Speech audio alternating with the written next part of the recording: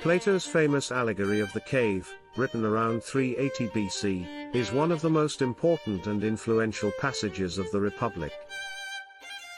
It vividly illustrates the concept of idealism as it was taught in the Platonic Academy, and provides a metaphor which philosophers have used in millennia to describe the nature of knowledge, the role of education in society, and to overcome superficiality and materialism. In this dialogue, Socrates, the main speaker, explains to Plato's brother, Glaukon, that we all resemble prisoners who are chained deep within a cave, who do not yet realize that there is more to reality than the shadows they see against the wall.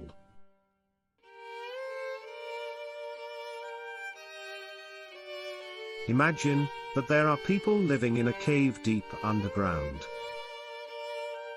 The cave has a mouth that opens to the light above, and a passage exists from this all the way down to the people.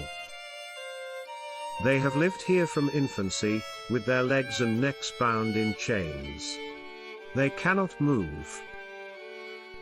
All they can do is stare directly forward, as the chains stop them from turning their heads around. Imagine that far above and behind them blazes a great fire.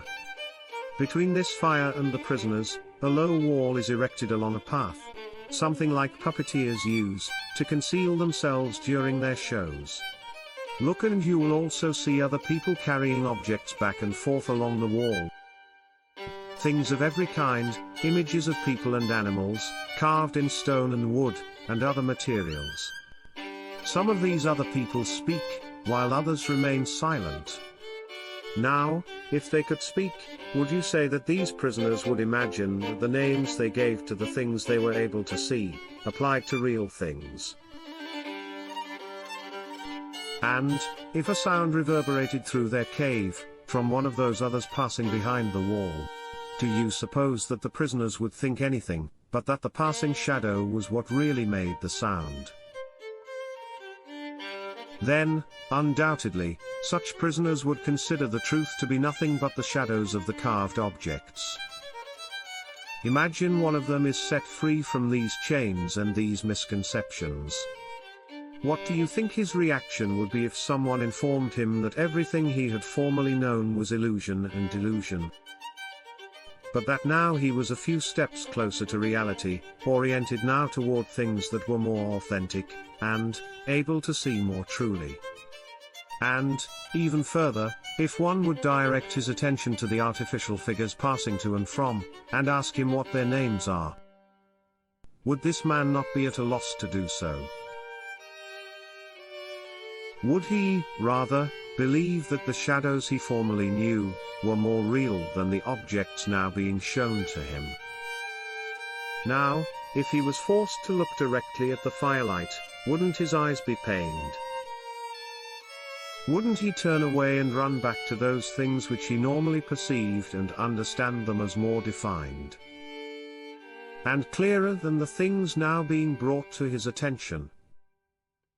Now, let's say that he is forcibly dragged up the steep climb out of the cave, and firmly held until finally he stands in the light of the sun. Don't you think that he would be agitated, and even begin to complain? Under that light, would his eyes not be nearly blinded, unable to discern any of those things that we ourselves call real? It would take time, I suppose, for him to get used to seeing higher things. In the beginning, he might only trace the shadows. Then, reflections of people, and other things in the water. Next he would come to see the things themselves. Then he would behold the heavenly bodies, and the heaven itself by night, seeing the light of the stars and the moon with greater ease than the sun and its light by day. And then, I think, he would at last be able to gaze upon the sun itself, neither as reflected in water, nor as a phantom image in some other place, but in its own place as it really is. And now, he will begin to reason. He will find that the sun is the source for the seasons and the years, and governor of every visible thing, and is ultimately the origin of everything previously known.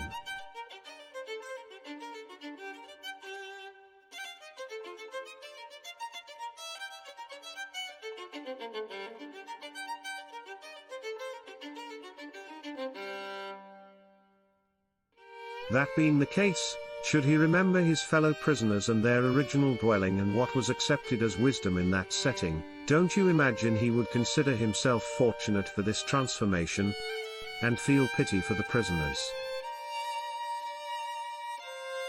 Now, suppose there were honors and awards among the prisoners, which they granted as prizes to one another for being the best at recognizing the various shadows passing by or deciphering their patterns, their order, and the relationships among them, and therefore best at predicting what shadow would be seen next. Do you believe that our liberated man would be much concerned with such honors, or that he would be jealous of those who received them?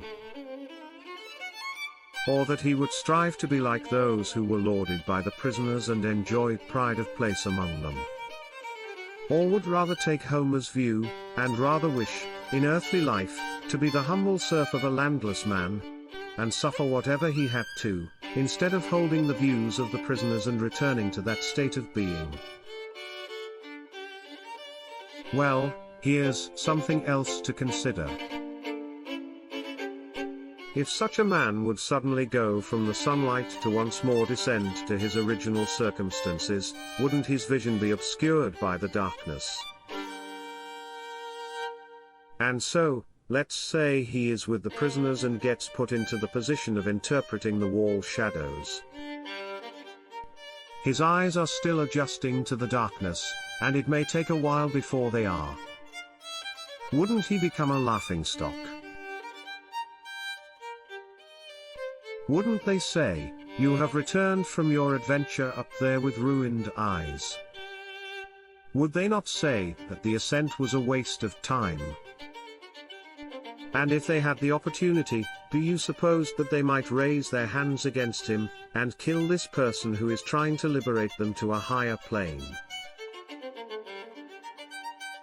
Then, my friend Glaukon, this image applies to everything we've been discussing. It compares the visible world to the underground cave, and the power of the sun to the fire that burned in the cave. You won't misunderstand me if you connect the prisoner's ascent to be the ascent of the soul to the intelligible world.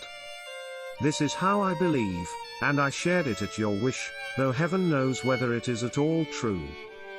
Regardless, it appears to me that in the realm of what can be known, the idea of the good is discovered last of all, and it only perceived with great difficulty. But, when it is seen, it leads us directly to the finding that it is the universal cause of all that is right and beautiful. It is the source of visible light and the master of the same, and in the intelligible world, it is the master of truth and reason. And whoever, in private or in public, would behave in a sensible way, will keep this idea in focus. Now, would it be at all surprising for one who has been engaged in the contemplation of holy things, when he ventures into ways of degenerate humanity, to appear ridiculous in his actions? What if, for example, while his eyes were still adjusting to the mundane gloom, he would be forced to appear in court, to hold forth about the mere shadows of justice, or the other shapes, that flitted across the wall, and to engage in debate about such concepts with the minds of others, who have never beheld the ideal justice? But, one who has his wits about him, would remember that there are two things that pain the eyes, being brought from darkness to light, and transitioning back from light to darkness.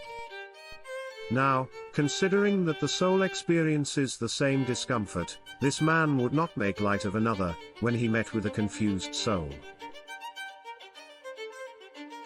He would take the time to understand, if that soul was coming from a luminous realm and his eyes were blinded by darkness, or, whether journeying from the darkness of ignorance into an illuminated state had overwhelmed his eyes. One, he would consider fortunate. He would pity the other, and, if he laughed at either, it would be less justified if he laughed at the expense of the one who was descending from the light above. What our message now signifies is that the ability and means of learning is already present in the soul. As the eye could not turn from darkness to light unless the whole body moved, so it is that the mind can only turn around from the world of becoming to that of being, by a movement of the whole soul. The soul must learn, by degrees, to endure the contemplation of being and the luminous realms. This is the good,